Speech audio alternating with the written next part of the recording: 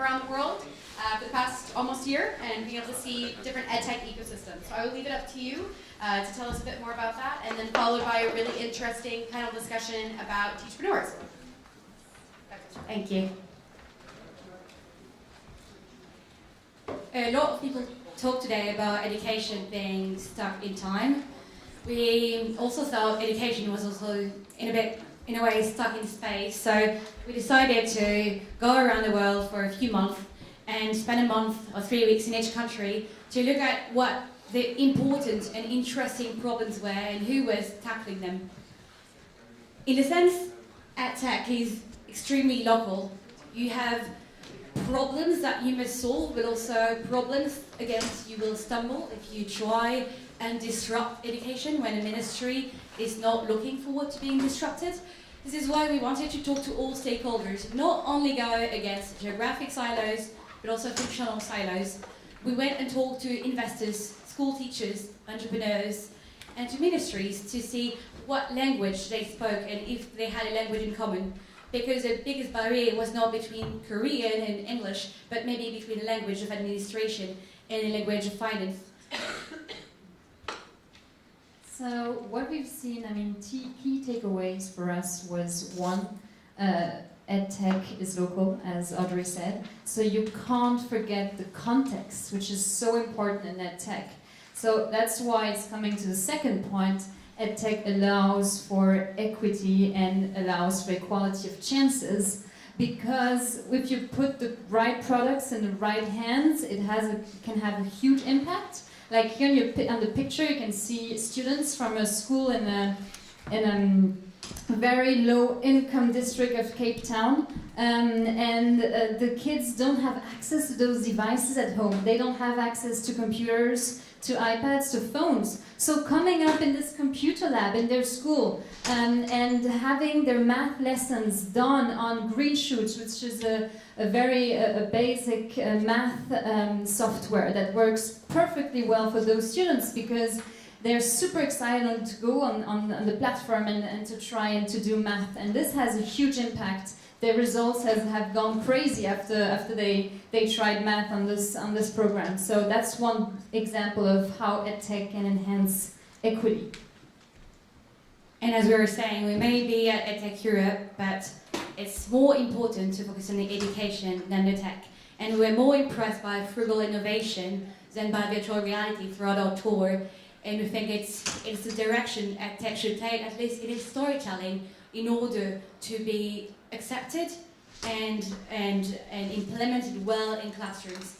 Because we can't go on having a teacher, a speech that goes against the beliefs of teachers and their practice. EdTech for us is only a way of being technology is only a mirror for pedagogy and a change in it, and it should be that way. Which is why we think that the phrase EdTech is still important, because for a lot of people it just means innovation in education. May there be a lot of tech or not, and that's, I think, one of our key takeaways from the trip. Exactly, and one other takeaway is don't forget the teachers. They are at the core of every strategy, and often they're forgotten. Entrepreneurs don't take them into account, don't have them in their teams, and we think it's super important to have their view also, and to have them continuously trained. Like in New Zealand, they do it through the Mind Lab, which is a professional development training center for teachers. And they can learn about 3D, they can learn about AI and those new technologies to then go and teach their kids about those technologies that will impact their future. So it's super important to have them continuously train on those new technologies and new pedagogies. So keep teachers at heart.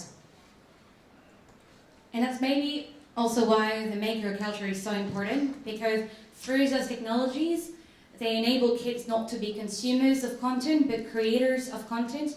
And I think that's one of the biggest problems we stumble upon today in EdTech, is that most people don't see anything in the device.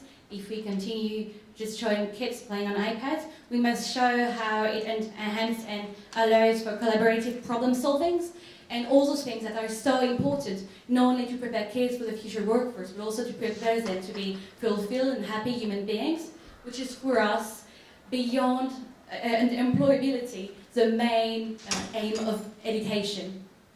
To finish, we'll share a quote we really like with you. Yeah, I really like this quote because it's very true. Being a tech startup is just like doing a marathon, but being an EdTech startup is like doing an Ironman. It's much more complicated because you have challenges that don't exist in the tech sphere, and you have much more things to look after. It's much more difficult. You have much less traction, etc. So you need a dedicated ecosystem around those startups. You need dedicated capital. You need dedicated accelerators.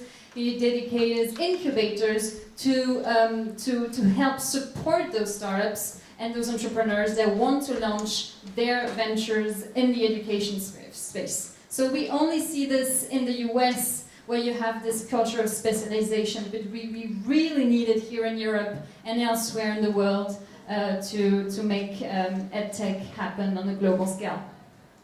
This is why, although we started with the US to have a glimpse and look at what was done well, we really wanted to visit intermediary ecosystems in order to see what could be done, which actors were important, which actors could, again, not be left on the side to build a meaningful ecosystem. Exactly.